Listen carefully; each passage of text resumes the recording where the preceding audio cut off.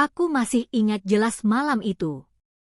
Tubuhku gemetar saat tanpa sengaja melihat undangan pernikahan di atas meja kerja suamiku, Arman. Bukan undangan pernikahan orang lain, melainkan undangan pernikahan dia sendiri dengan seorang wanita muda bernama Livia. Tanganku bergetar, suaraku tercekat, rasanya seperti seluruh dunia runtuh menimpaku. Bagaimana mungkin? Aku yang selama ini setia menemaninya dari nol, justru dikhianati dengan cara sekejam ini. Kupanggil nama Arman dengan suara serak, tapi ia hanya menatapku dingin. Aku memang menikah lagi, Maya, katanya tanpa rasa bersalah. Livia lebih bisa memberikan apa yang selama ini aku butuhkan.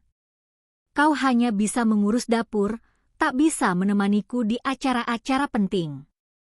Hatiku hancur berkeping-keping, bukan hanya karena perselingkuhan itu, tapi karena kata-katanya menusuk harga diriku sedalam-dalamnya. Aku mencoba membela diri, mengatakan aku sudah berkorban segalanya untuk rumah tangga ini, tapi Arman tak peduli. Malam itu juga ia pergi, meninggalkanku sendirian di ruang tamu dengan undangan pernikahannya sendiri yang masih kupeluk. Tangisku pecah, dan di luar hujan turun seolah ikut merasakan kepedihanku. Keesokan harinya berita itu sudah menyebar. Tetangga, saudara, bahkan teman-temanku semua tahu Arman menikah lagi dengan seorang wanita muda dan cantik. Aku jadi bahan gunjingan. Kasihannya, ditinggal nikah suaminya, bisik mereka. Ada juga yang terang-terangan berkata, pantas saja Arman cari yang lain, Maya kan cuma ibu rumah tangga biasa. Kata-kata itu menusukku lebih dalam dari pisau manapun. Aku benar-benar merasa sendirian.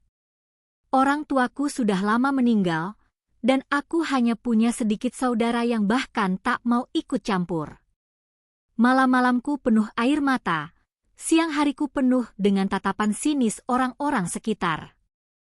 Bahkan mertuaku ikut menghina, kamu memang tak pantas untuk Arman. Sudah lama aku bilang, dia butuh wanita yang bisa membanggakan keluarga ini, bukan kamu yang hanya bisa cuci piring. Aku mencoba bertahan, tapi semakin lama tekanan itu membuatku hampir gila. Aku merasa tak berharga, seolah seluruh hidupku hanya untuk diinjak-injak. Tapi di saat rendahku, aku mulai menyadari sesuatu. Aku tidak bisa terus seperti ini. Jika aku tetap menangis, mereka akan semakin puas. Jika aku hancur, mereka akan menang. Malam itu aku berdoa dengan sungguh-sungguh, meminta kekuatan agar bisa bangkit, meski aku tahu jalannya tak akan mudah. Hari-hari berikutnya, aku mulai mencari pekerjaan meski aku sudah lama tak bekerja. Banyak yang menolak, dengan alasan aku tak punya pengalaman.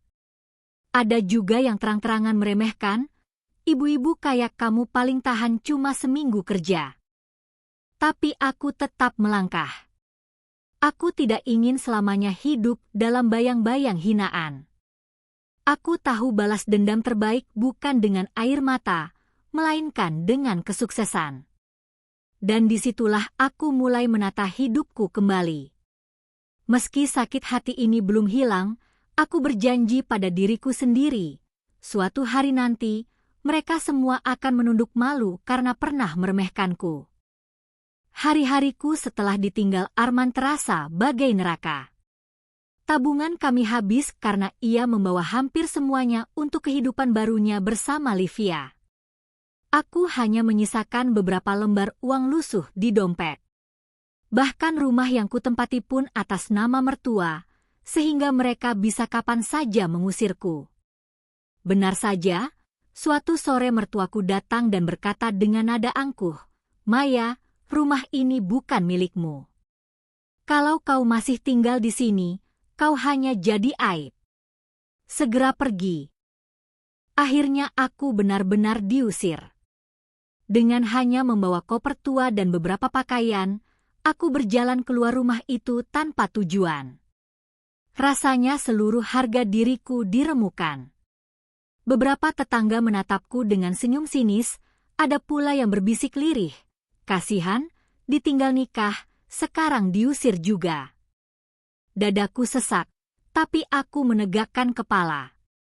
Aku berjanji pada diriku sendiri, meski saat ini aku jatuh, suatu hari aku akan berdiri lebih tinggi. Aku numpang tinggal di rumah kontrakan kecil yang bocor saat hujan, beralaskan tikar tipis. Malam-malamku kedinginan, makan pun hanya dengan nasi dan garam. Tapi di balik semua penderitaan itu, aku merasa bebas. Bebas dari penghinaan mertua, bebas dari tatapan merendahkan. Aku bisa memulai segalanya dari nol. Aku mencoba melamar pekerjaan di warung, toko, bahkan restoran, tapi selalu ditolak. "Maaf Bu, kami butuh orang muda yang cekatan," kata mereka. Sampai akhirnya aku nekat melamar sebagai asisten administrasi di sebuah perusahaan kecil. Awalnya aku merasa minder karena tak punya pengalaman dan pendidikan tinggi. Tapi aku yakinkan diriku, aku harus berani. Ternyata Tuhan masih sayang padaku. Aku diterima bekerja, meski gajinya kecil. Hari-hari pertama terasa sangat berat. Aku sering dimarahi atasan karena lambat memahami sistem. Rekan-rekan kerja pun memandang rendah karena aku cuma ibu rumah tangga yang terpaksa kerja. Namun setiap malam aku belajar keras, membaca buku, mencari tutorial di internet, hingga sedikit demi sedikit aku mulai menguasai pekerjaanku. Aku tidak hanya bekerja, tapi juga mulai mencari peluang usaha kecil. Aku membuat kue basah dan menitipkannya di warung-warung. Awalnya hanya beberapa lusin, tapi lama-lama banyak yang suka. Dari situlah uangku perlahan bertambah. Aku bekerja siang malam, kadang sampai tubuhku nyaris roboh. Tapi setiap kali aku ingin menyerah, aku teringat wajah sinis mertua dan kata-kata tajam Arman. Itu menjadi bahan bakar semangatku. Waktu terus berjalan. Dalam 3 tahun, hidupku berubah perlahan. Usahaku semakin besar, aku mulai berjualan online, bahkan punya beberapa karyawan.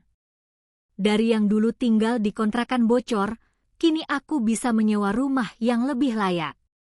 Tetangga yang dulu menghina, mulai datang memuji, "Maya sekarang hebat ya, bisa sukses sendiri." Tapi aku hanya tersenyum, aku tidak butuh pengakuan mereka. Yang kucari adalah harga diriku kembali. Suatu hari aku mendapat kesempatan emas, investor dari luar negeri tertarik dengan produkku. Mereka mengajak kerja sama besar. Aku tak percaya, dulu aku dianggap tak berguna, kini orang-orang luar negeri justru melihat potensiku. Aku menandatangani kontrak kerjasama itu dengan tangan bergetar, air mata jatuh di pipi, air mata kebahagiaan kali ini. Nama usahaku mulai dikenal. Aku diundang ke seminar, jadi pembicara di berbagai acara, bahkan masuk televisi. Orang-orang yang dulu mencibir kini justru ingin dekat denganku. Bahkan mertuaku yang pernah mengusirku datang dengan wajah penuh penyesalan, "Maya, maafkan ibu salah menilaimu." Aku hanya tersenyum tipis, hatiku dingin, karena luka itu terlalu dalam untuk dilupakan. Dan puncaknya, aku bertemu lagi dengan Arman. Ia datang dengan wajah lusuh, jauh dari penampilannya yang dulu gagah. Rupanya bisnisnya bangkrut, rumah tangganya dengan Livia berantakan. "Maya, aku salah meninggalkanmu. Maukah kau menerima aku kembali?" katanya dengan suara bergetar. Dunia seakan berbalik. Dulu aku yang memohon, kini dia yang meminta. Aku menatapnya lama. Hatiku sudah tidak sama. Luka yang ia torehkan terlalu dalam, dan aku tak akan kembali pada orang yang pernah menghancurkanku. "Arman, kataku tenang, kamu menikah lagi diam-diam dulu karena menganggap aku tak berguna. Sekarang lihat aku. Aku bisa berdiri sendiri, bahkan lebih tinggi dari yang pernah kamu bayangkan. Terima kasih, karena pengkhianatanmu adalah awal dari kebangkitanku. Arman terdiam. Matanya berkaca-kaca, mungkin menyesal, mungkin sakit hati. Tapi aku tidak peduli. Aku bangkit dari kursiku, meninggalkannya berdiri sendirian. Aku keluar dari ruangan itu dengan langkah tegap, membawa harga diriku yang kembali utuh. Dan di dalam hatiku, aku tersenyum puas. Inilah balasan terbaik. Bukan dengan kebencian, tapi dengan kesuksesan yang nyata.